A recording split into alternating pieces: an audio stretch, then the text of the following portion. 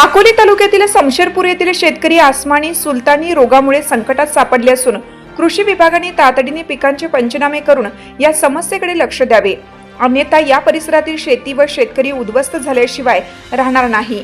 अकोलेचे लोकप्रतिनिधी तसेच शिर्डी लोकसभेचे खासदार यांनी यासाठी आवाज उठवून या आसमानी संकटावर मात करण्यासाठी कृषी विद्यापीठांना निर्देश द्यावे अशी मागणी शेतकऱ्यांकडून होत आहे। अकोले तालुक्यातील आढळा परिसरात विशेषतः समशेरपूर आणि परिसरातील गावांमध्ये सोनेरी माशीच्या प्रभावामुळे टोमॅटो, आंबा आणि सर्व पीळ पिके संकटात सापडल्यामुळे शेतकऱ्यांपुढे हतबल होण्याची वेळ आली आहे। सोनेरी माशी ज्या फळाला डंक करते ती फळे आतून पूर्ण सडून जातात। असा प्रकार समशेरपूरचे भीमा सदगीर तसेच एकनाथ बेनके यांच्या टोमॅटो प्लॉटवर पाहण्यास मिळाला। भीमा सदगीर यांच्या 1 एकर टोमॅटो प्लॉटसाठी आतापर्यंत 1 ते सव्वा लाख रुपये खर्च झाले आहेत, परंतु आजही त्यांच्या प्लॉटची पाहणी केली असता 60 ते 70% टोमॅटोची फळे खराब झाल्याचं दिसत आहे। फक्त थोड्या प्रमाणात कच्ची फळे चांगली फळे दिसतात, परंतु ती सुद्धा काही दिवसात खराब होण्याचा धोका आहे। अशाच प्रकारे आंबा, पेरू व इतरही फळपिकांना या सोनेरी माशीचा मोठा उपद्रव होत असून यासाठी काहीतरी परिणामकारक उपाय शोधल्याखेरीज शेतकरी सुखी होणार नाही।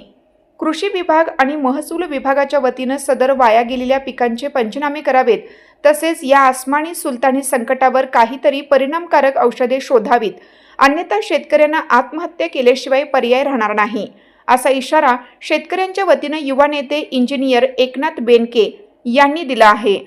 आज समशेरपूर अकोले तालुक्यातील या गावी आम्ही श्री भीमाजी सदगीर आमचे मामा यांच्या या टोमॅटो प्लॉटवर आलेलो आहे। आणि खरं बघितलं तर टोमॅटोचा बादशाह हे आमच्या मामांना बोललं जातं गावामध्ये, भीमाजी मामांना। पण आज त्यांची अशी अवस्था झालेली, या प्लॉटला 2-2.5 लाख रुपये त्यांनी खर्च केलेला आहे, 1.5 बिघा प्लॉट आहे। पण ह्या प्लॉटमध्ये आज तांबट सोन्यासारखे तांबाटे त्यांनी पिकवलेले, पण त्याला एक खूप मोठं संकट आलेलं आहे। पहिलं एक संकट होतं, आज शेतकरी तीन तिहेरी संकटात सापडलेला आहे। पहिलं संकट अवकाळी, दुसरं आता हे टोमॅटो आम्ही लावले याला ही सोनेरी माशीने आता प्रादुर्भाव झालेला आहे। इतकी मेहनत करून, इतके फवारण्या करून अक्षरशः या माणसाने 2-2.5 लाख रुपये कर्ज काढले। त्या कर्जाच्या द्वारे हा एवढी सोन्यासारखी पिकं या काळ्या मातीतून उभे केलेली, आणि या पिकांना आज या अशा सोनेरी माशीचा प्रादुर्भाव होऊन ते फळ हातात तोंडालेला घास आज हातातून जाताना इतकं दुःख होतंय। त्यांच्याबरोबर माझे पण टोमॅटोचं प्लॉट आहे, माझी पण ही अवस्था आहे। तर आम्ही आज याच्याकरता सरकारला एक विनंती करायची आहे। आज शेतकरी बघितला तर चौक चारही बाजूनी शेतकऱ्याची आज कोंडी झालेली। तुम्ही बघा कांद्याची काय अवस्था झालेली, कांदे 1000 रुपयाचे आत आहे। आज मजुरी इतकी महाग आहे, खत औषधं इतके महाग आहे।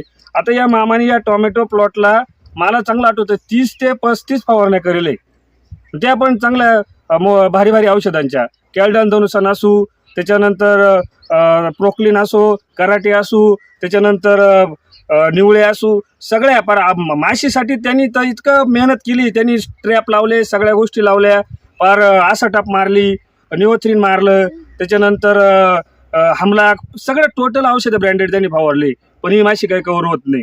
तर माझी सरकारला एकच विनंती आहे का किती शेतकऱ्यांचा अंत बघायचा आहे।